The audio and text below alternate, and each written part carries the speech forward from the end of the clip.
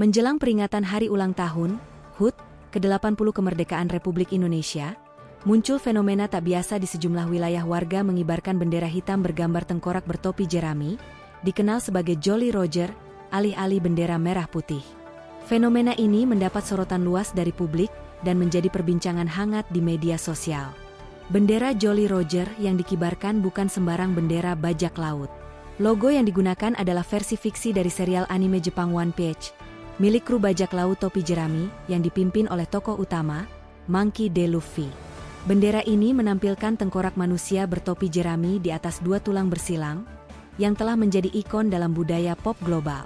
Penggunaan bendera ini menyebar secara masif di berbagai platform digital. Sejumlah warganet bahkan menyerukan aksi simbolik untuk mengganti bendera merah putih dengan Jolly Roger selama perayaan kemerdekaan, sebagai bentuk ekspresi atas kondisi sosial politik yang dianggap menyimpang dari cita-cita kemerdekaan.